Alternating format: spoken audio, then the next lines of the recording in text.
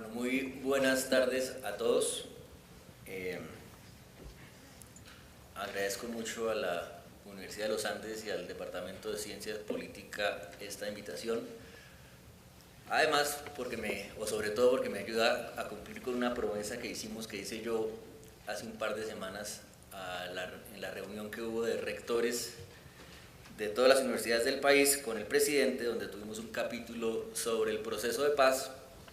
donde dije yo que me parecía muy importante comenzar a tener una discusión en las universidades con los estudiantes, porque finalmente los más interesados en este tema deberían ser los jóvenes y los estudiantes, porque aquí está en juego el futuro de todos nosotros, de todos ustedes. Entonces me parece que esta es una muy buena oportunidad para comenzar con eso, que espero que sea una serie de visitas a las universidades. Yo voy a hablar sobre la visión general del proceso de paz. Preferiría no hablar de lo que ocurre en este momento en La Habana, aunque estoy seguro que Juanita lo va a evitar. Pero sí quiero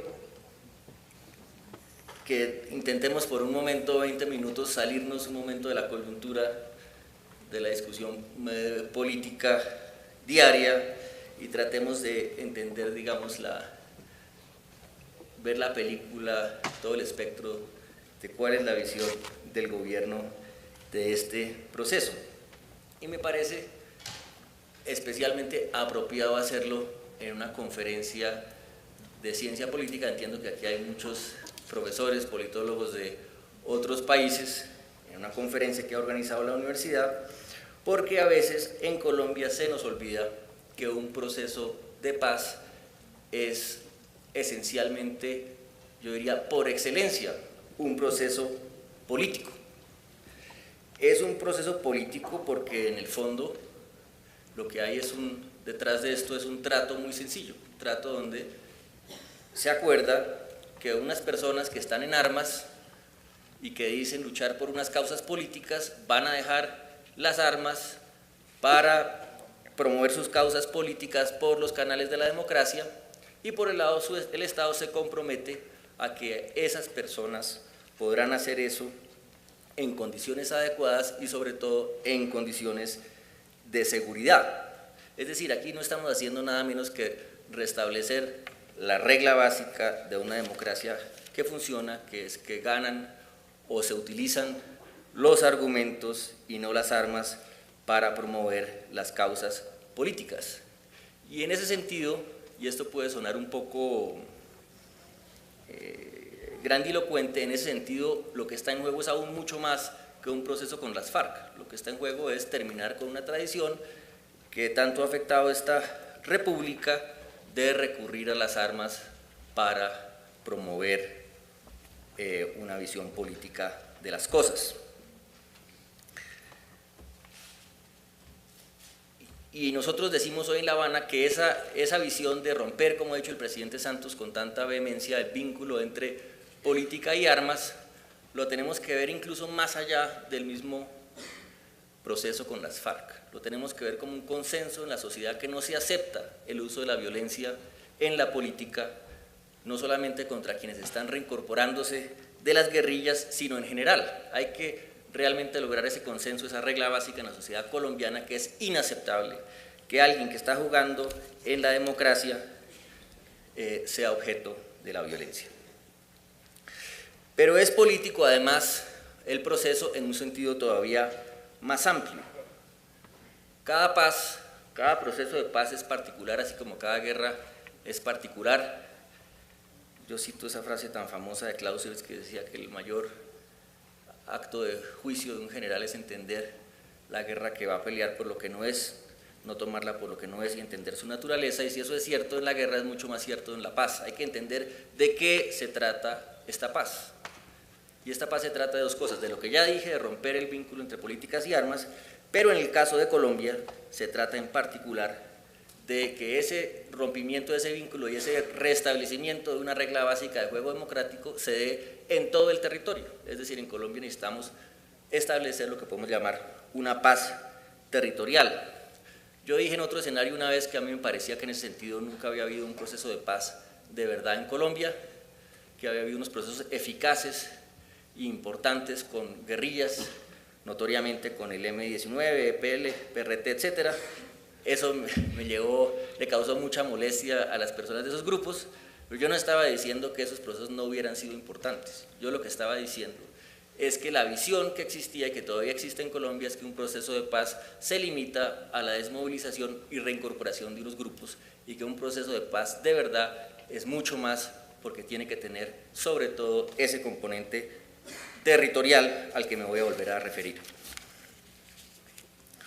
Ahora, estos dos elementos, digamos, el político y el territorial, no son los únicos, son los dos pilares, a mi juicio, de la paz de Colombia, pero no son los únicos. Tenemos adicionalmente el problema de las drogas, es decir, este tema tan estudiado que tanto se ha cruzado con el conflicto que tanta violencia ha causado. Nosotros no pensamos que un acuerdo para la terminación del conflicto vaya a eliminar el narcotráfico de Colombia, no llegamos a ese nivel de ingenuidad, pero sí creemos que puede, sobre todo si es una verdadera paz territorial, ayudar mucho a eliminar lo que podríamos llamar justamente el componente territorial del problema de las drogas, es decir, el problema de los cultivos, de toda la economía ilegal que hay en el territorio. Y además, del tema político, del punto territorial y el de las drogas que alimentaba el conflicto, están los efectos mismos que ha tenido una guerra de 50 años en el territorio y los efectos que ha tenido sobre todo en materia de víctimas. Es decir, no es posible un fin del conflicto en Colombia si no se tratan adecuadamente los derechos de las víctimas. A mí me impresiona que eso a veces no voy a decir que se minimiza, porque está en el centro de atención, y a eso me referiré más adelante, el tratamiento de las víctimas, pero sí el nivel de victimización que ha habido en Colombia, que es mucho mayor que el de la mayoría, es mucho mayor que el de todos los conflictos del continente. Son, como ustedes saben, millones de desplazados, son cientos de miles de muertos. El último estimativo de la Comisión del Centro de Memoria Histórica es de 220.000, ellos dicen que es un estimativo muy conservador. Son decenas de miles de secuestrados, desaparecidos, etcétera. Es decir, ponerle fin a esa violencia debería ser nuestra primera prioridad.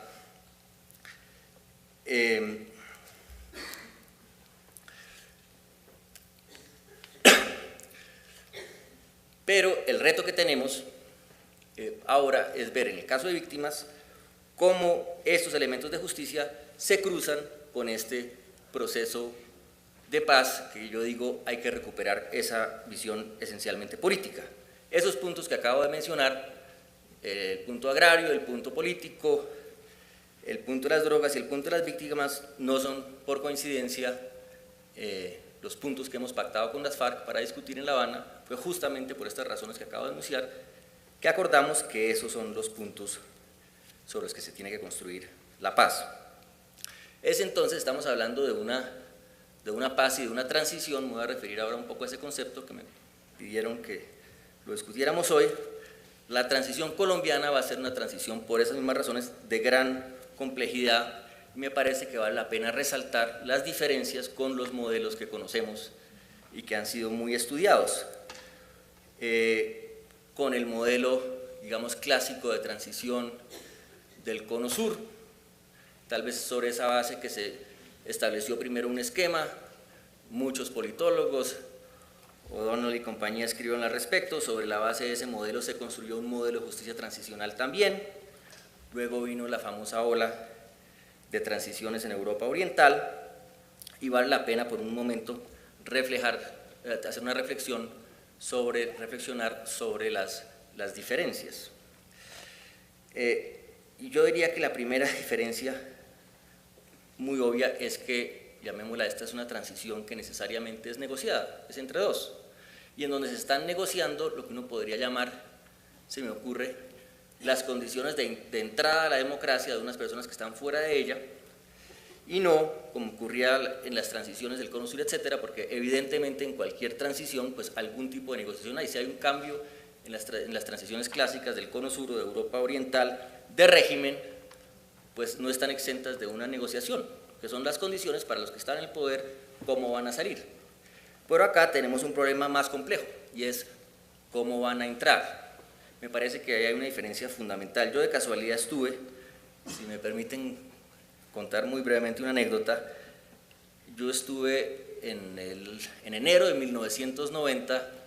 en Praga, y acababa de ocurrir la famosa Revolución de Seda, o como se llame, y me tocó un discurso de Václav Havel en una gran plaza de Praga, donde había decenas de miles de personas, y había todo un movimiento social detrás de eso, y era evidente que ahí ya no había nada más que hacer. Es decir, realmente el país se había volcado a las calles, el régimen que estaba ahí se tenía que ir, y probablemente la negociación que hubo, que existió, sobre la que yo no tengo ningún detalle, fue una de las condiciones para que esas personas salieran del poder en unas condiciones que les parecieran favorables, pero la transición ya estaba ahí. En el caso nuestro no es así. En el caso nuestro estamos acordando con las FARC las condiciones de esa transición, que se puede dar o puede no darse, y el conflicto puede continuar. La segunda diferencia es justamente el punto de justicia al que me acabo de referir. Y como todos ustedes saben, ya no estamos viviendo en la situación que existió en este país en el 91, que existió en Centroamérica a finales de los 80, comienzos de los 90, donde se hicieron procesos de paz, se pactaron acuerdos, pero realmente, y que fueron acuerdos esencialmente políticos. Hubo algunos elementos, como todos saben, en El Salvador se acordó una comisión de la verdad, en Guatemala también, pero no fueron procesos que estaban realmente enmarcados por una concepción de justicia, por una concepción de obligaciones hacia las víctimas y por una observación internacional muy fuerte para ver cómo es que se va a lograr esa transición. Y ese reto, yo sí quiero llamar la atención sobre eso, lo mencionamos tal vez la semana pasada en esa conferencia muy grande que hubo en Medellín, organizada por la Corte Constitucional, ese reto de hacer una transición política de un conflicto que a la vez satisfaga a las víctimas y se dé dentro del marco de nuestras obligaciones internacionales, ese reto es algo para lo que no tenemos ejemplo o modelo. Lo dijo el presidente Santos en Nueva York, en Naciones Unidas, hace 2 días. Aquí nos toca innovar. Y yo digo que cuando decimos eso no es que va a haber una solución, como quien dice, a la colombiana, no, es que en el mundo no hay soluciones. O sea, el mensaje de Colombia es: Colombia va a hacer todo lo posible para lograr un máximo de justicia, pero la verdad verdadera es que desde afuera nos están mirando a nosotros a ver cómo es que vamos a hacer, porque nadie tiene la fórmula para una situación como la que estamos viviendo.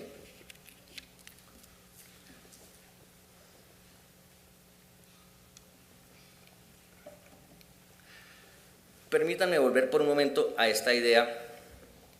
de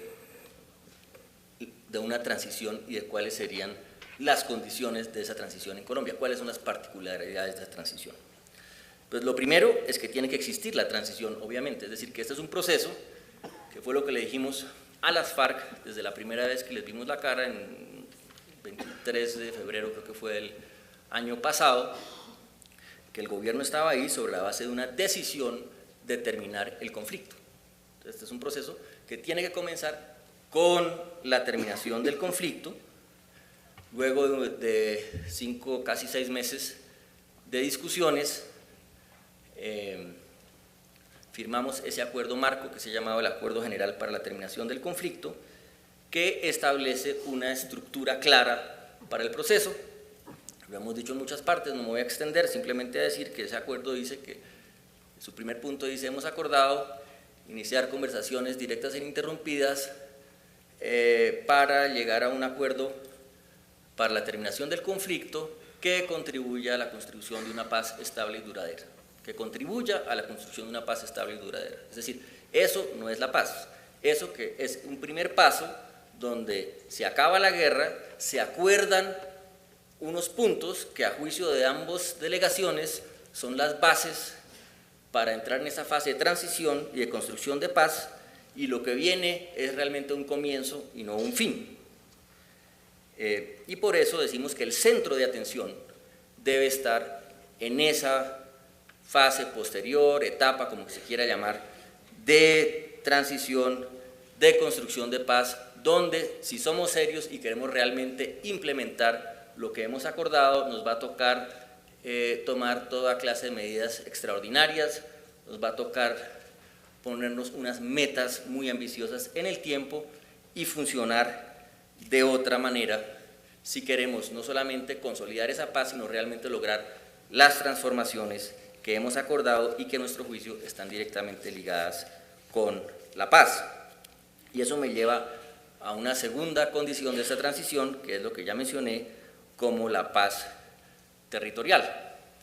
Y ahí es donde decimos nosotros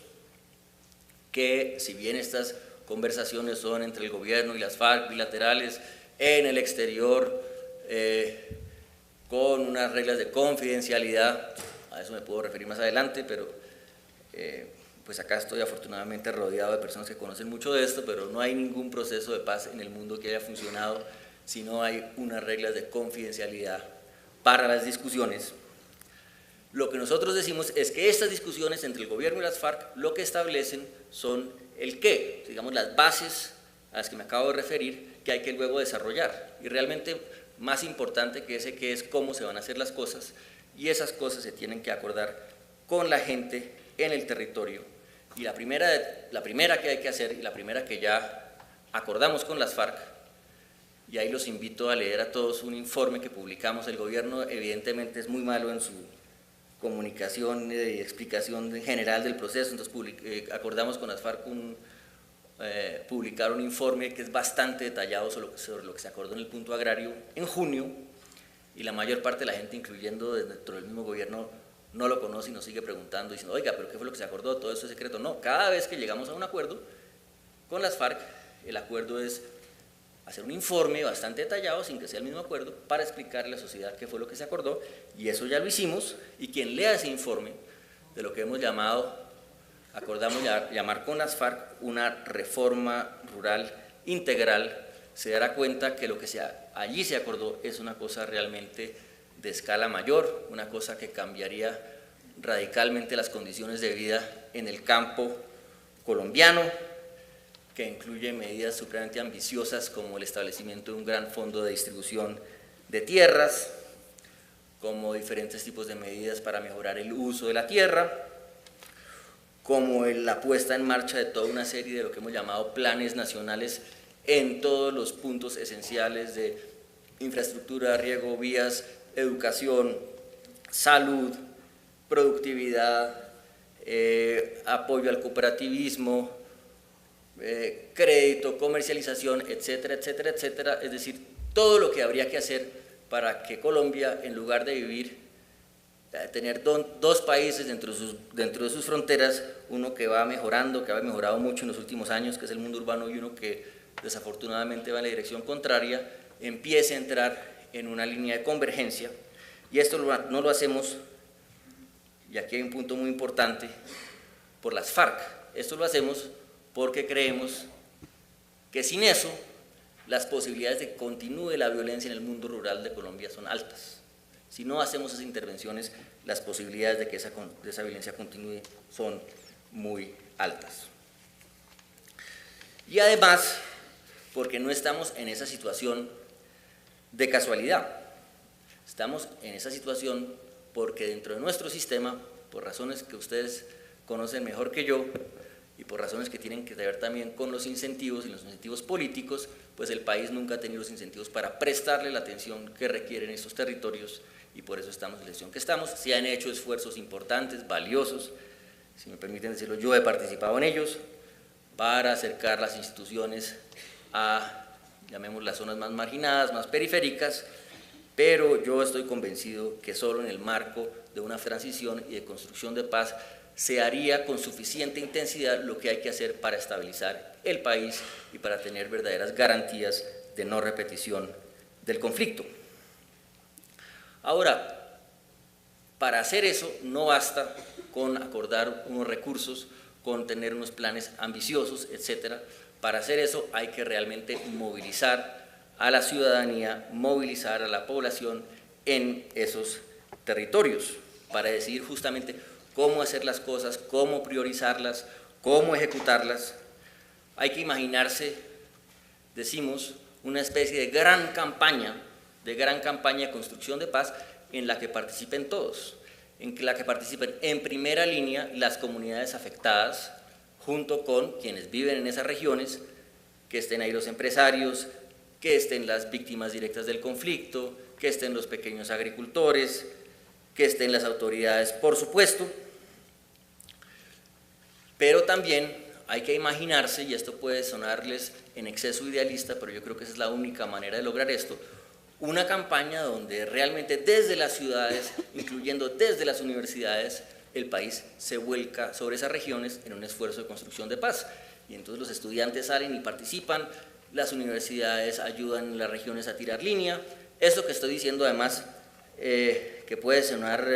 idealista en los límites nuevamente de la ingenuidad, no es así. Eso se ha hecho en varias partes del mundo. Incluso si uno mira ejemplos exitosos de transformación, con frecuencia los encuentra no solamente en escenarios de posconflicto, sino de diferentes países. El ejemplo que más hemos estado mirando es lo que ha ocurrido en ciertas partes de Brasil,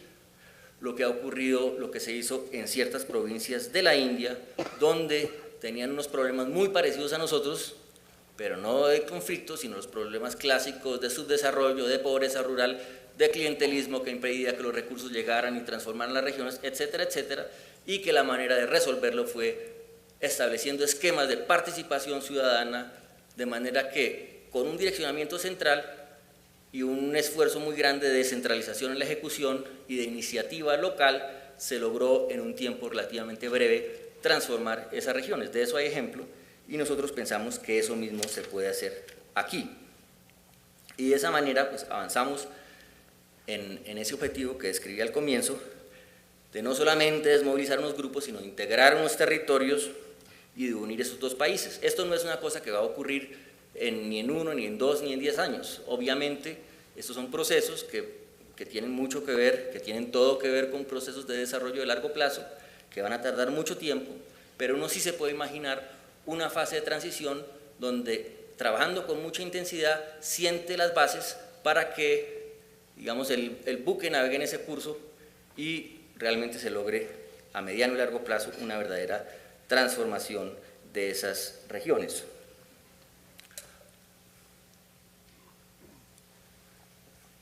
Ahí aprovecho para mencionar una cosa, digo que estoy en medio de politólogos,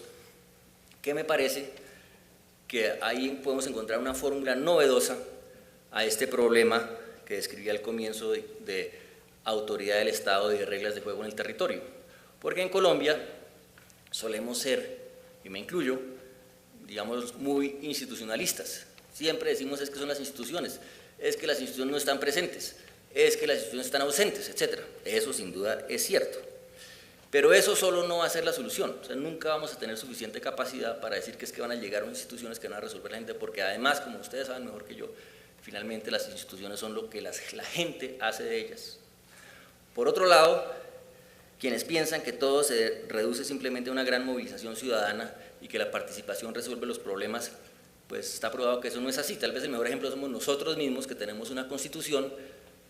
que tiene una gran promesa de participación ciudadana, pero que realmente no se ha materializado, o se ha materializado muy poco en cambios concretos que se den gracias a esa participación. Digo yo en parte por una falta de motivación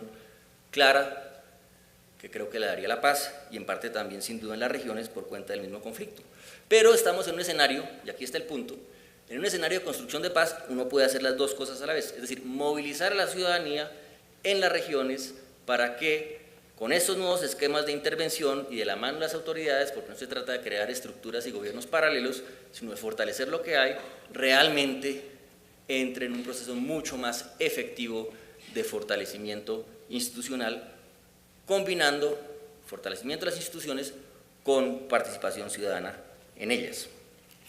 Es decir, una especie de participación para la institucionalización, si la puedo llamar así. Y eso, creo yo, solo es posible en un contexto de construcción de paz. Y el otro elemento que me parece fundamental de un esquema de ese tipo, dentro de esta visión de paz territorial, es que esa participación de todos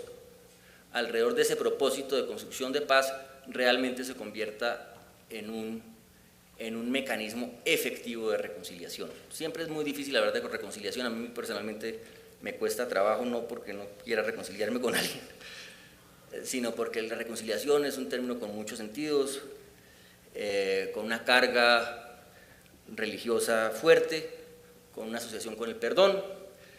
Yo personalmente digo, el perdón es algo que cada individuo debe decir en su conciencia si lo quiere dar o no,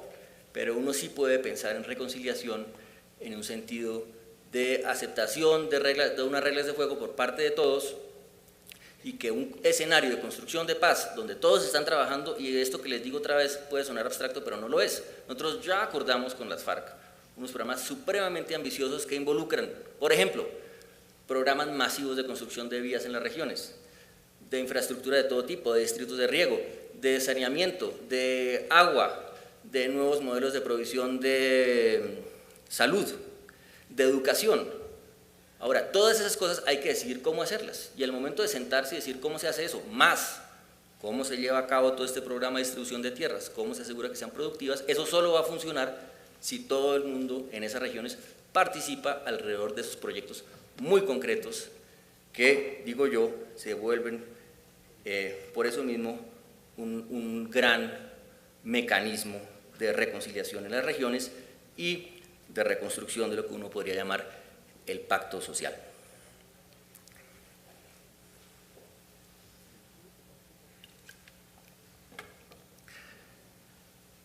La cuarta condición de esta transición, como dije al comienzo, es que es una transición que se tiene que dar dentro de la justicia. Voy a dar solamente unos puntos sobre este tema porque mucho se ha discutido últimamente, pero sí quiero decir primero que a nuestro juicio la justicia en la transición no se puede reducir simplemente a lo que entendemos por justicia transicional. Hay esa frase famosa de Clemenceau que decía que la guerra era demasiado importante para dejársela a los militares. A mí me parece que la justicia es demasiado importante para dejársela a los juristas, y me parece que sobre todo en una transición necesitamos del pensamiento de todos para ver y para decidir qué quiere decir justicia en esa transición. Y lo primero que quiere decir, yo creo, y tal vez lo más importante,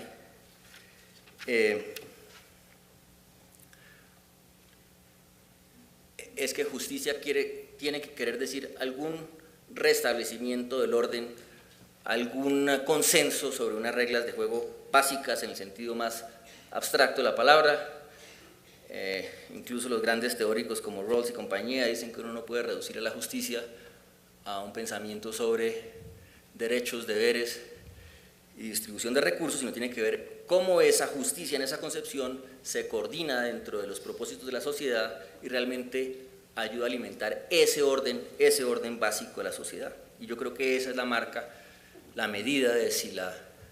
transición es exitosa o no. Hemos logrado un fortalecimiento institucional, hemos logrado un consenso mayor alrededor de unas reglas, hemos logrado un fortalecimiento del Estado de Derecho o no. Ese me parece que es, digamos, la primera medida de justicia en la transición. Lo segundo que hay que decir es que en el sentido ya más preciso de la palabra, pues no solamente hay una justicia, sino hay varias justicias que tenemos que tener en cuenta. Mencioné el tema de la distribución de tierras. Distribución de tierras es una medida clásica de justicia distributiva. Uno le está distribuyendo tierras a quien no las tiene y por razón de que no las tiene o que tiene muy pocas. Y ahí, esto lo hemos mencionado en otros escenarios, ahí va a encontrarse con unos problemas que hay otras personas que también pueden tener derecho a las tierras, no por cuenta de que no las tienen, sino de que fueron victimizadas por el conflicto. Y aquí nos toca lograr un consenso que hoy en día todavía está por construir sobre cómo en los territorios hacer justicia en ese sentido para las víctimas, para los campesinos sin tierra, y justicia, una justicia que todo el mundo la sienta como elemental de sentido común para todos. Eso no va a ser fácil. Y luego está la justicia, en el sentido más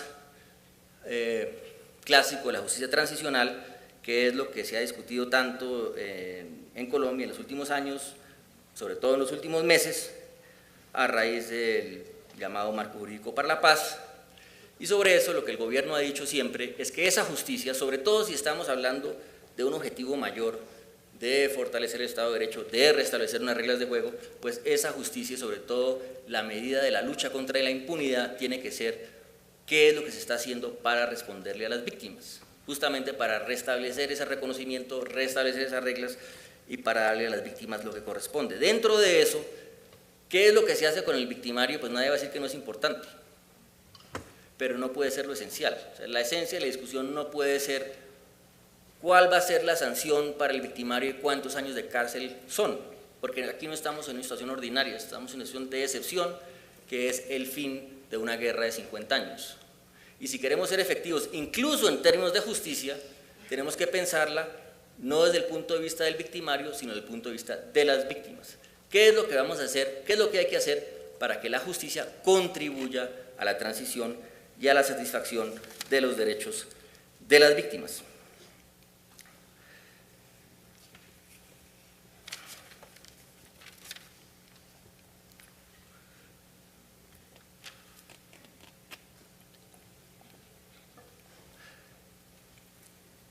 Sobre eso una palabra más y no me voy a extender, y es que si uno lo piensa bien, estamos en una especie de falso dilema,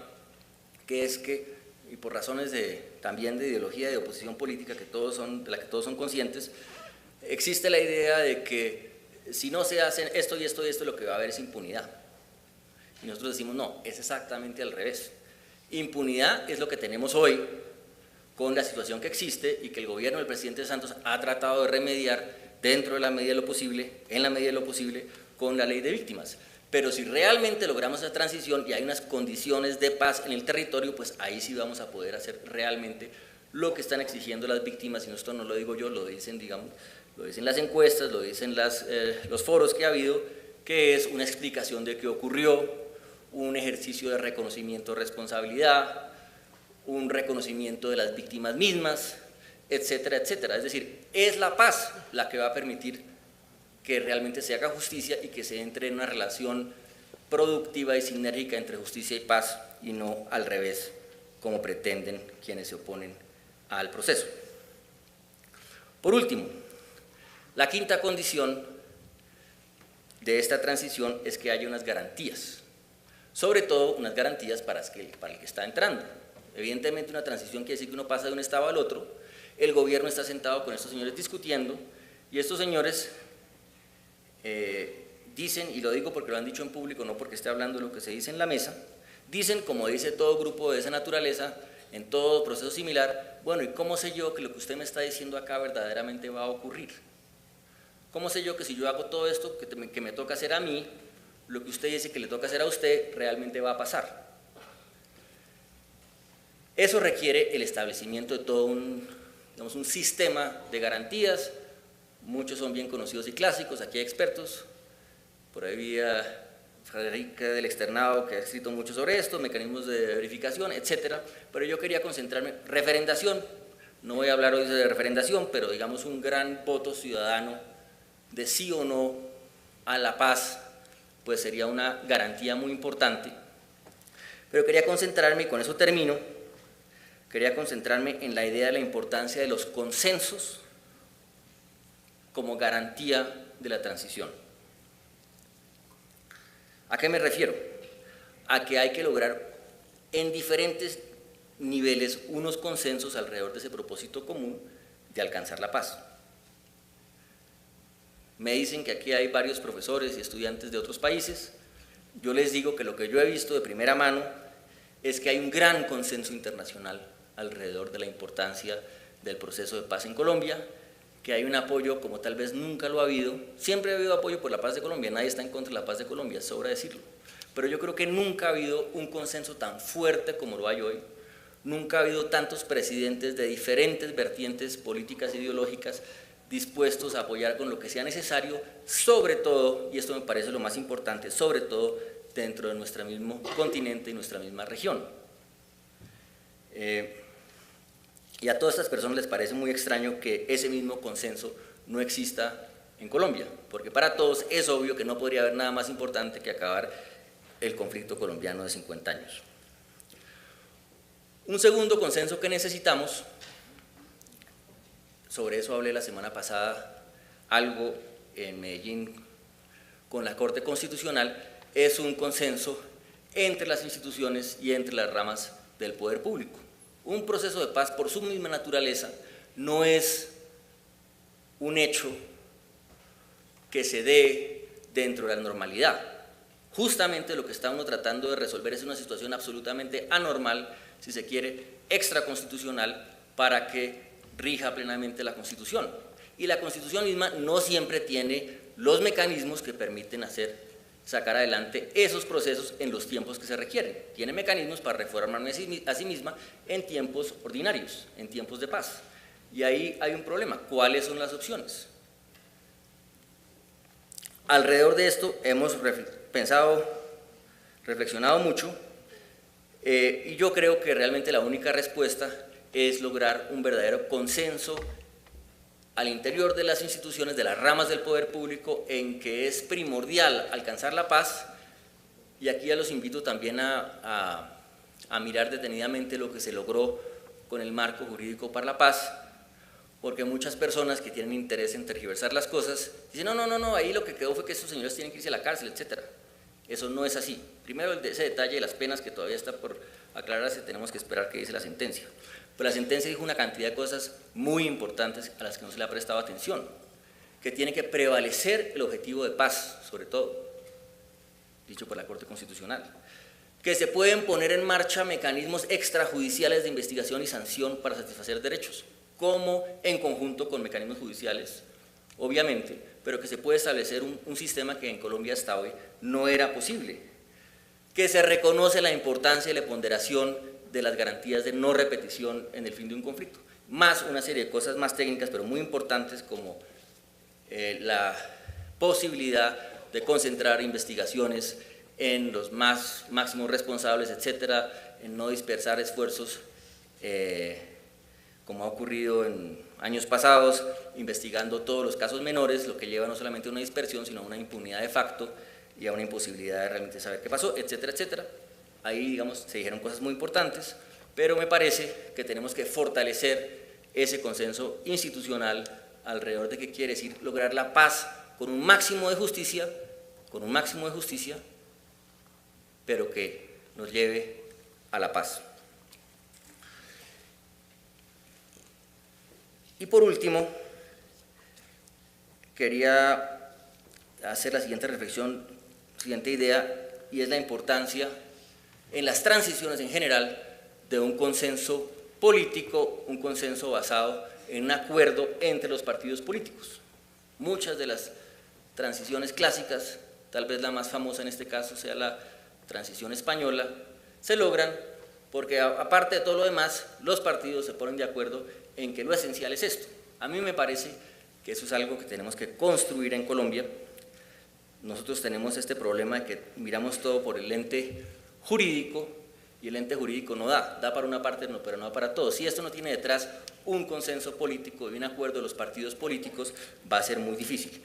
Yo creo que ese consenso es posible, pero tenemos, como somos todos conscientes, un problema que se nos avecina, que es el proceso electoral. El proceso electoral no facilita la construcción de esos consensos, porque cada quien comienza a pensar más en cómo acceder al poder y se vuelve menos importante cómo lograr la paz. Ese tal vez sea un resumen de una de las principales, si no la principal razón por la cual no hemos alcanzado la paz en Colombia. ¿Qué hacemos frente a ese escenario? Hay una parte, digamos, de funcionamiento ordinario de la democracia. Es normal que la gente empiece a pensar en que el Congreso... Y hay otra parte, digamos, llamémosla tranquilamente, de oportunismo político, de quienes quieren usar el proceso para apalancar sus campañas y hacerse al poder, hacerse a curules en el Congreso. Y esa es la situación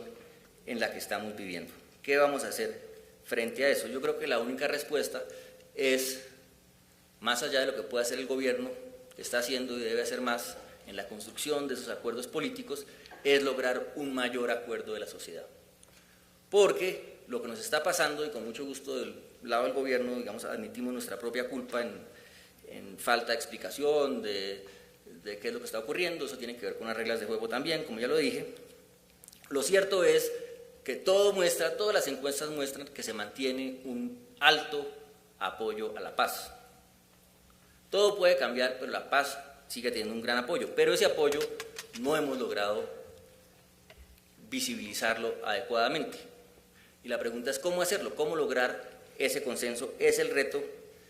que yo les dejo el día de hoy, porque yo sí creo,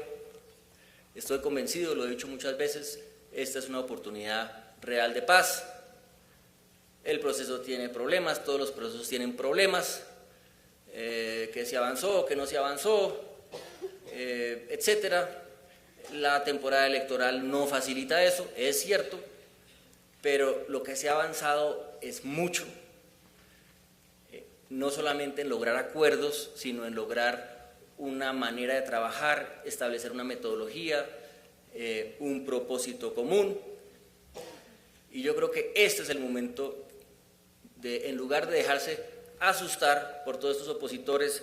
por todas estas rabietas que le dan a nuestra derecha, es el momento realmente de decir, es el momento de la paz, esta es la oportunidad. Muchas gracias.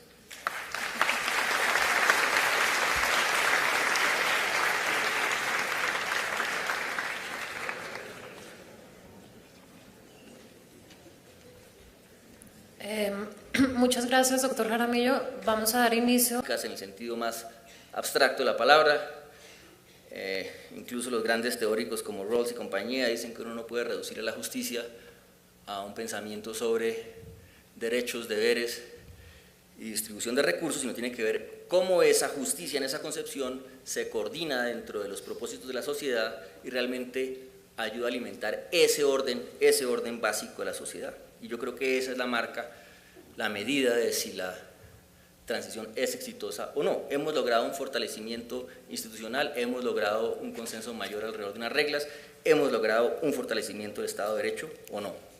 Ese me parece que es, digamos, la primera medida de justicia en la transición. Lo segundo que hay que decir es que en el sentido ya más preciso de la palabra, pues no solamente hay una justicia, sino hay varias justicias que tenemos que tener en cuenta. Mencioné el tema de la distribución de tierras. Distribución de tierras es una medida clásica de justicia distributiva. Uno le está distribuyendo tierras a quien no las tiene y por razón de que no las tiene o que tiene muy pocas. Y ahí, esto lo hemos mencionado en otros escenarios, ahí va a encontrarse con unos problemas que hay otras personas que también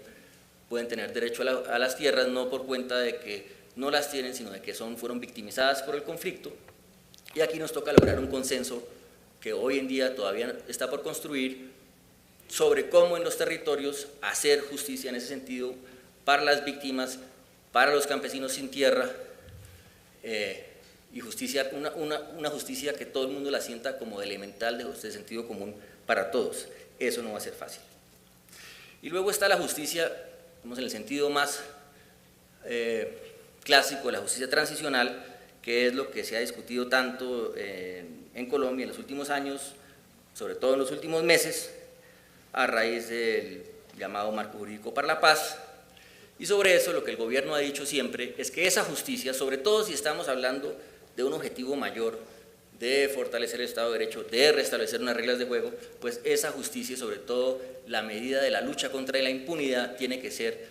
qué es lo que se está haciendo para responderle a las víctimas, justamente para restablecer ese reconocimiento, restablecer esas reglas y para darle a las víctimas lo que corresponde. Dentro de eso, ¿qué es lo que se hace con el victimario? Pues nadie va a decir que no es importante, pero no puede ser lo esencial. O sea, la esencia de la discusión no puede ser cuál va a ser la sanción para el victimario y cuántos años de cárcel son, porque aquí no estamos en una situación ordinaria, estamos en una situación de excepción, que es el fin de una guerra de 50 años. Y si queremos ser efectivos, incluso en términos de justicia, tenemos que pensarla no desde el punto de vista del victimario, sino desde el punto de vista de las víctimas. ¿Qué es lo que vamos a hacer? ¿Qué es lo que hay que hacer para que la justicia contribuya a la transición y a la satisfacción de los derechos de las víctimas?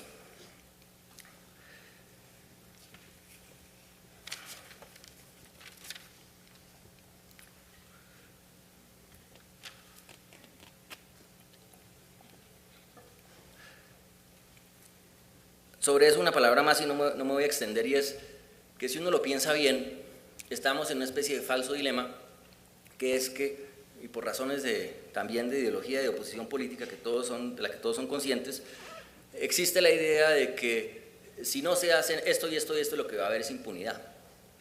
Y nosotros decimos, no, es exactamente al revés. Impunidad es lo que tenemos hoy con la situación que existe y que el gobierno del presidente Santos ha tratado de remediar dentro de la medida de lo posible, en la medida de lo posible, con la ley de víctimas. Pero si realmente logramos esa transición y hay unas condiciones de paz en el territorio, pues ahí sí vamos a poder hacer realmente lo que están exigiendo las víctimas, y esto no lo digo yo, lo dicen, digamos, lo dicen las encuestas, lo dicen los foros que ha habido, que es una explicación de qué ocurrió, un ejercicio de reconocimiento de responsabilidad, un reconocimiento de las víctimas mismas, etcétera, etcétera. Es decir, es la paz la que va a permitir que realmente se haga justicia y que se entre en una relación productiva y sinérgica entre justicia y paz, y no al revés, como pretenden quienes se oponen al proceso. Por último, la quinta condición de esta transición es que haya unas garantías, sobre todo unas garantías para el que está entrando. Evidentemente una transición quiere decir que uno pasa de un estado al otro, el gobierno está sentado con estos señores discutiendo, y estos señores dicen, y lo digo porque lo han dicho en público, no porque esté hablando de lo que se dice en la mesa, dicen, como dice todo grupo de esa naturaleza, en todo proceso similar, bueno, ¿y cómo sé yo que lo que usted me está diciendo acá verdaderamente va a ocurrir? ¿Cómo sé yo que si yo hago todo esto que me toca hacer a mí, lo que usted dice que le toca hacer a usted realmente va a pasar? Eso requiere el establecimiento de todo un sistema de garantías. Muchos son bien conocidos y clásicos, aquí hay expertos,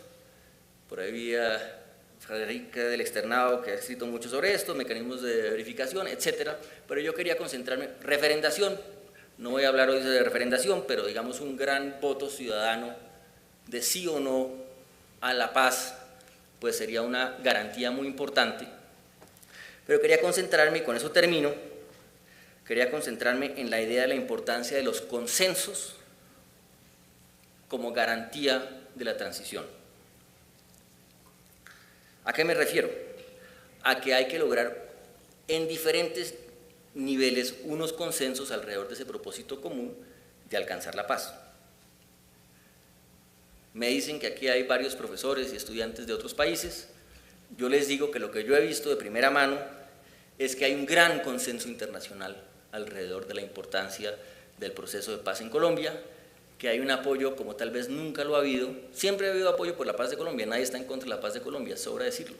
pero yo creo que nunca ha habido un consenso tan fuerte como lo hay hoy,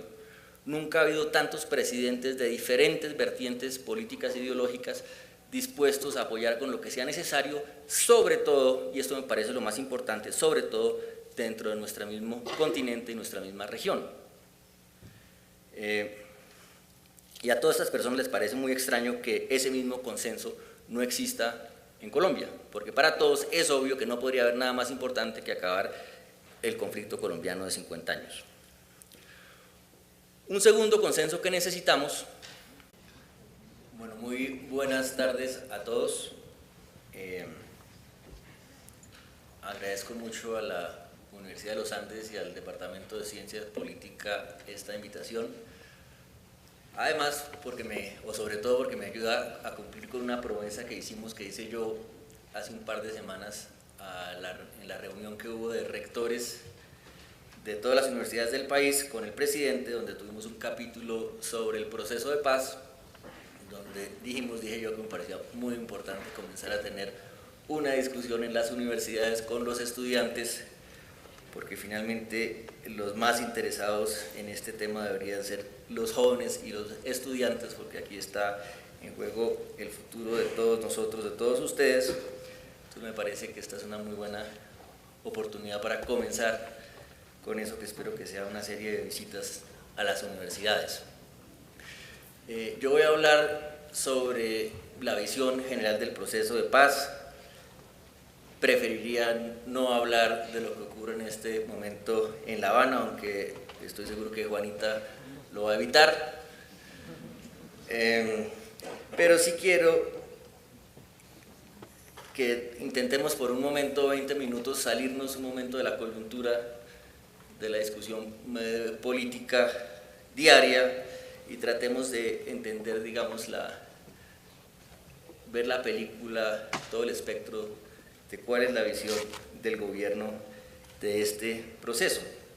Y me parece especialmente apropiado hacerlo en una conferencia de ciencia política. Entiendo que aquí hay muchos profesores, politólogos de otros países, en una conferencia que ha organizado la universidad, porque a veces en Colombia se nos olvida que un proceso de paz es esencialmente, yo diría por excelencia, un proceso político. Es un proceso político porque en el fondo lo que hay detrás de esto es un trato muy sencillo, un trato donde se acuerda que unas personas que están en armas y que dicen luchar por unas causas políticas van a dejar las armas para promover sus causas políticas por los canales de la democracia, y por el lado el Estado se compromete a que esas personas podrán hacer eso en condiciones adecuadas y sobre todo en condiciones de seguridad. Es decir, aquí no estamos haciendo nada menos que restablecer la regla básica de una democracia que funciona, que es que ganan o se utilizan los argumentos y no las armas para promover las causas políticas. Y en ese sentido, y esto puede sonar un poco grandilocuente, en ese sentido lo que está en juego es aún mucho más que un proceso con las FARC. Lo que está en juego es terminar con una tradición que tanto ha afectado a esta república de recurrir a las armas para promover una visión política de las cosas. Y nosotros decimos hoy en La Habana que esa visión de romper, como ha dicho el presidente Santos con tanta vehemencia, el vínculo entre política y armas, lo tenemos que ver incluso más allá del mismo proceso con las FARC. Lo tenemos que ver como un consenso en la sociedad que no se acepta el uso de la violencia en la política, no solamente contra quienes están reincorporándose de las guerrillas, sino en general. Hay que realmente lograr ese consenso, esa regla básica en la sociedad colombiana, que es inaceptable que alguien que está jugando en la democracia sea objeto de la violencia.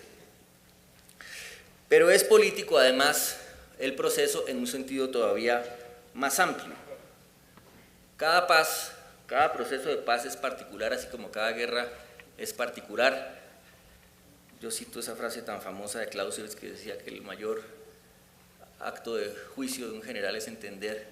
la guerra que va a pelear por lo que no es, no tomarla por lo que no es y entender su naturaleza. Y si eso es cierto en la guerra, es mucho más cierto en la paz. Hay que entender de qué se trata esta paz.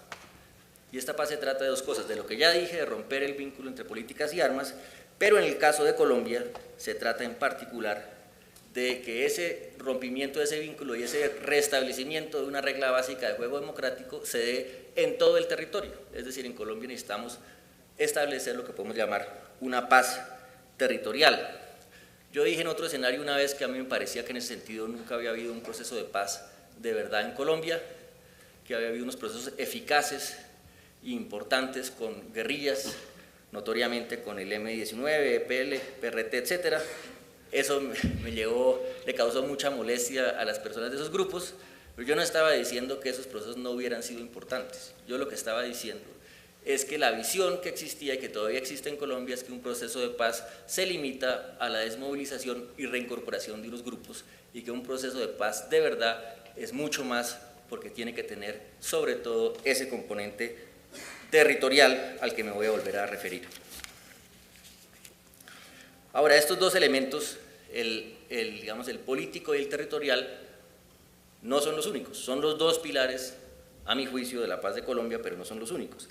Tenemos adicionalmente el problema de las drogas, es decir, este tema tan estudiado que tanto se ha cruzado con el conflicto que tanta violencia ha causado. Nosotros no pensamos que un acuerdo para la terminación del conflicto vaya a eliminar el narcotráfico de Colombia, no llegamos a ese nivel de ingenuidad, pero sí creemos que puede, sobre todo si es una verdadera paz territorial,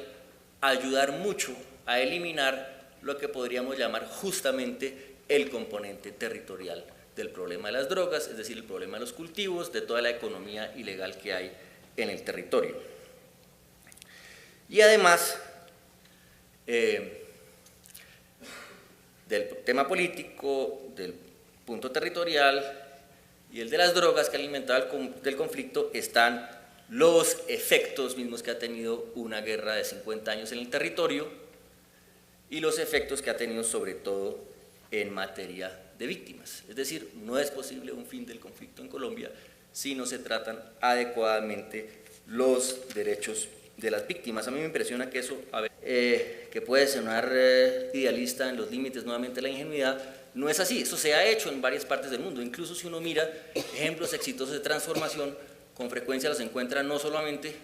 en escenarios de posconflicto, sino de diferentes países. El ejemplo que más hemos estado mirando es lo que ha ocurrido en ciertas partes de Brasil, lo que ha ocurrido, lo que se hizo en ciertas provincias de la India, donde tenían unos problemas muy parecidos a nosotros, pero no de conflicto, sino los problemas clásicos de subdesarrollo, de pobreza rural, de clientelismo que impedía que los recursos llegaran y transformaran las regiones, etcétera, etcétera, y que la manera de resolverlo fue estableciendo esquemas de participación ciudadana, de manera que con un direccionamiento central y un esfuerzo muy grande de descentralización en la ejecución y de iniciativa local, se logró en un tiempo relativamente breve transformar esas regiones. De eso hay ejemplo, y nosotros pensamos que eso mismo se puede hacer aquí. Y de esa manera pues, avanzamos en ese objetivo que describí al comienzo, de no solamente desmovilizar unos grupos, sino de integrar unos territorios y de unir esos dos países. Esto no es una cosa que va a ocurrir ni en 1, ni en 2, ni en 10 años. Obviamente, estos son procesos que tienen mucho que ver, que tienen todo que ver con procesos de desarrollo de largo plazo, que van a tardar mucho tiempo, pero uno sí se puede imaginar una fase de transición donde, trabajando con mucha intensidad, siente las bases para que, digamos, el buque navegue en ese curso y realmente se logre a mediano y largo plazo una verdadera transformación de esas regiones.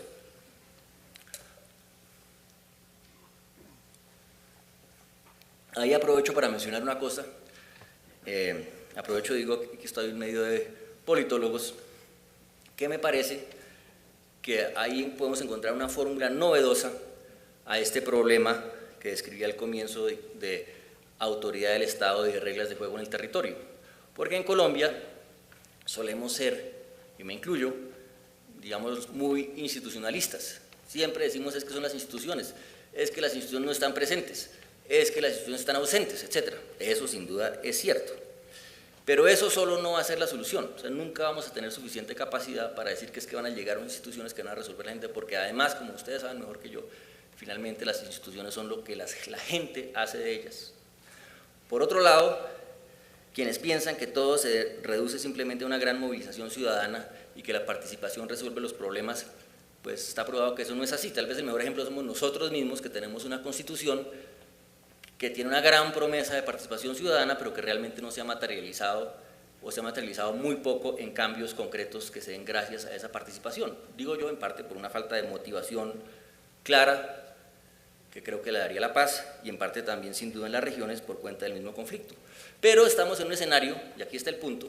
en un escenario de construcción de paz uno puede hacer las dos cosas a la vez, es decir, movilizar a la ciudadanía en las regiones para que con estos nuevos esquemas de intervención y de la mano de las autoridades, porque no se trata de crear estructuras y gobiernos paralelos, sino de fortalecer lo que hay, realmente entre en un proceso mucho más efectivo de fortalecimiento institucional, combinando fortalecimiento de las instituciones con participación ciudadana en ellas. Es decir, una especie de participación para la institucionalización, si la puedo llamar así. Y eso, creo yo, solo es posible en un contexto de construcción de paz. Y el otro elemento que me parece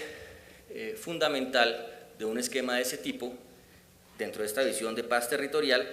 es que esa participación de todos alrededor de ese propósito de construcción de paz realmente se convierta en un mecanismo efectivo de reconciliación. Siempre es muy difícil hablar de reconciliación, a mí personalmente me cuesta trabajo, no porque no quiera reconciliarme con alguien, sino porque la reconciliación es un término con muchos sentidos, con una carga religiosa fuerte, con una asociación con el perdón. Yo personalmente digo, el perdón es algo que cada individuo debe decidir en su conciencia si lo quiere dar o no, pero uno sí puede pensar en reconciliación en un sentido de aceptación de unas reglas de juego por parte de todos, y que un escenario de construcción de paz donde todos están trabajando, y esto que les digo otra vez puede sonar abstracto pero no lo es. Nosotros ya acordamos con las FARC unos programas supremamente ambiciosos que involucran, por ejemplo, programas masivos de construcción de vías en las regiones, de infraestructura de todo tipo, de distritos de riego, de saneamiento, de agua, de nuevos modelos de provisión de salud, de educación. Ahora, todas esas cosas hay que decidir cómo hacerlas, y al momento de sentarse y decir cómo se hace eso, más cómo se lleva a cabo todo este programa de distribución de tierras, cómo se asegura que sean productivas, eso solo va a funcionar si todo el mundo en esas regiones participa alrededor de esos proyectos muy concretos que, digo yo, se vuelven por eso mismo un gran mecanismo de reconciliación en las regiones y de reconstrucción de lo que uno podría llamar el pacto social.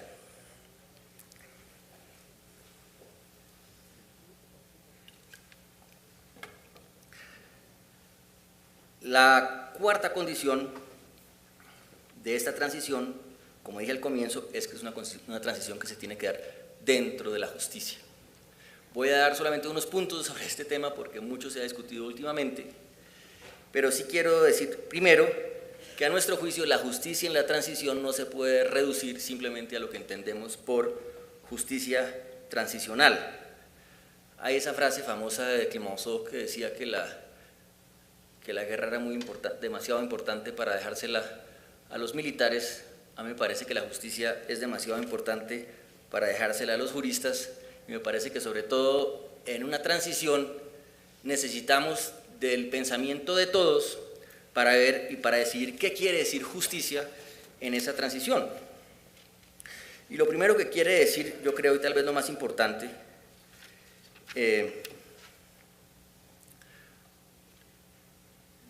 es que justicia tiene que querer decir algún restablecimiento del orden, algún consenso sobre unas reglas de juego básicas. No voy a decir que se minimiza, porque está en el centro de atención, y a eso me referiré más adelante, el tratamiento de las víctimas, pero sí el nivel de victimización que ha habido en Colombia, que es mucho mayor que el de la mayoría, es mucho mayor que el de todos los conflictos del continente. Son, como ustedes saben, millones de desplazados, son cientos de miles de muertos. El último estimativo de la Comisión del Centro de Memoria Histórica es de 220.000, ellos dicen que es un estimativo muy conservador. Son decenas de miles de secuestrados, desaparecidos, etcétera. Es decir, ponerle fin a esa violencia debería ser nuestra primera prioridad.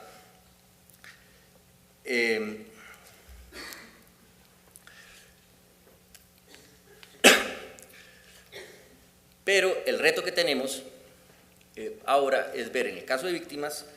cómo estos elementos de justicia se cruzan con este proceso de paz, que yo digo hay que recuperar esa visión esencialmente política. Esos puntos que acabo de mencionar, el punto agrario, el punto político, el punto de las drogas y el punto de las víctimas, no son por coincidencia los puntos que hemos pactado con las FARC para discutir en La Habana. Fue justamente por estas razones que acabo de anunciar que acordamos que esos son los puntos sobre los que se tiene que construir la paz. Entonces estamos hablando de una paz y de una transición. Me voy a referir ahora un poco a ese concepto que me pidieron que lo discutiéramos hoy. La transición colombiana va a ser una transición, por esas mismas razones, de gran complejidad. Me parece que vale la pena resaltar las diferencias con los modelos que conocemos y que han sido muy estudiados. Con el modelo, digamos, clásico de transición del Cono Sur, tal vez sobre esa base que se estableció primero un esquema, muchos politólogos, O'Donnell y compañía escribieron al respecto. Sobre la base de ese modelo se construyó un modelo de justicia transicional también. Luego vino la famosa ola de transiciones en Europa Oriental, y vale la pena por un momento hacer una reflexionar sobre las diferencias. Yo diría que la primera diferencia muy obvia es que, llamémosla, esta es una transición que necesariamente es negociada, es entre dos, y en donde se están negociando lo que uno podría llamar, se me ocurre, las condiciones de entrada a la democracia de unas personas que están fuera de ella, y no como ocurría en las transiciones del Cono Sur, etcétera, porque evidentemente en cualquier transición pues algún tipo de negociación hay. Si hay un cambio en las transiciones clásicas del Cono Sur o de Europa Oriental de régimen, pues no están exentas de una negociación, que son las condiciones para los que están en el poder, cómo van a salir. Pero acá tenemos un problema más complejo, y es cómo van a entrar. Me parece que ahí hay una diferencia fundamental. Yo de casualidad estuve, si me permiten contar muy brevemente una anécdota, yo estuve en enero de 1990 en Praga, y acababa de ocurrir la famosa Revolución de Seda, o como se llame, y me tocó un discurso de Václav Havel en una gran plaza de Praga, donde había decenas de miles de personas, y había todo un movimiento social detrás de eso, y era evidente que ahí ya no había nada más que hacer. Es decir, realmente el país se había volcado a las calles, el régimen que estaba ahí se tenía que ir,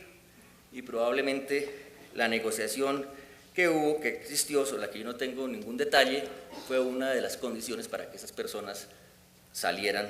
del poder en unas condiciones que les parecieran favorables, pero la transición ya estaba ahí. En el caso nuestro no es así. En el caso nuestro estamos acordando con las FARC las condiciones de esa transición, que se puede dar o puede no darse, y el conflicto puede continuar. La segunda diferencia es justamente el punto de justicia al que me acabo de referir. Y como todos ustedes saben, ya no estamos viviendo en la situación que existió en este país en el 91, que existió en Centroamérica a finales de los 80, comienzos de los 90, donde se hicieron procesos de paz, se pactaron acuerdos, pero realmente, y que fueron acuerdos esencialmente políticos. Hubo algunos elementos, como todos saben, en El Salvador se acordó una comisión de la verdad, en Guatemala también, pero no fueron procesos que estaban realmente enmarcados por una concepción de justicia, por una concepción de obligaciones hacia las víctimas, y por una observación internacional muy fuerte para ver cómo es que se va a lograr esa transición. Y ese reto, yo sí quiero llamar la atención sobre eso, lo mencionamos tal vez la semana pasada en esa conferencia muy grande que hubo en Medellín, organizada por la Corte Constitucional, ese reto de hacer una transición política de un conflicto que a la vez satisfaga a las víctimas y se dé dentro del marco de nuestras obligaciones internacionales, ese reto es algo que para lo que no tenemos ejemplo o modelo. Lo dijo el presidente Santos en Nueva York, en Naciones Unidas, hace 2 días. Aquí nos toca innovar. Y yo digo que cuando decimos eso no es que va a haber una solución, como quien dice, a la colombiana, no, es que en el mundo no hay soluciones. O sea, el mensaje de Colombia es: Colombia va a hacer todo lo posible para lograr un máximo de justicia, pero la verdad verdadera es que desde afuera nos están mirando a nosotros a ver cómo es que vamos a hacer, porque nadie tiene la fórmula para una situación como la que estamos viviendo.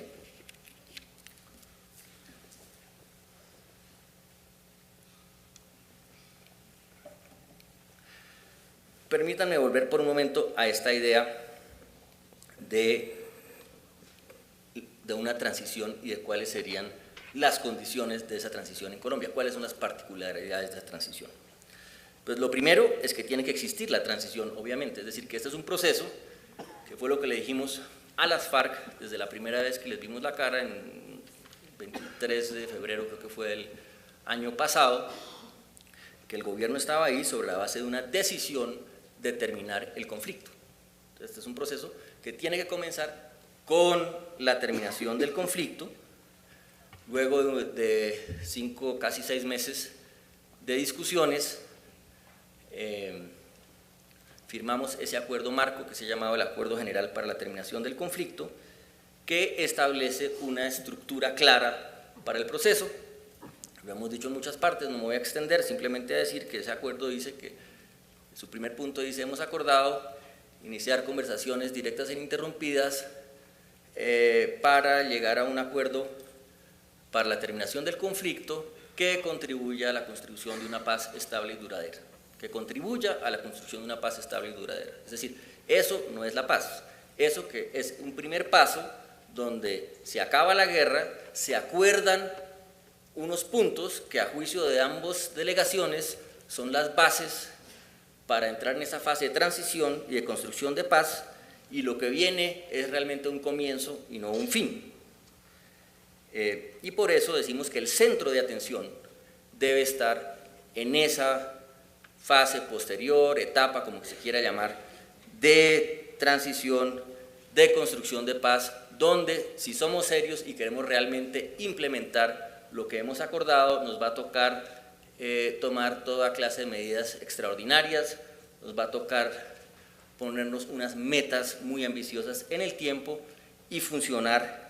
de otra manera si queremos no solamente consolidar esa paz, sino realmente lograr las transformaciones que hemos acordado y que a nuestro juicio están directamente ligadas con la paz. Y eso me lleva a una segunda condición de esta transición, que es lo que ya mencioné, como la paz territorial. Y ahí es donde decimos nosotros que si bien estas conversaciones son entre el gobierno y las FARC bilaterales en el exterior, con unas reglas de confidencialidad, a eso me puedo referir más adelante, pero pues acá estoy afortunadamente rodeado de personas que conocen mucho de esto, pero no hay ningún proceso de paz en el mundo que haya funcionado si no hay unas reglas de confidencialidad para las discusiones.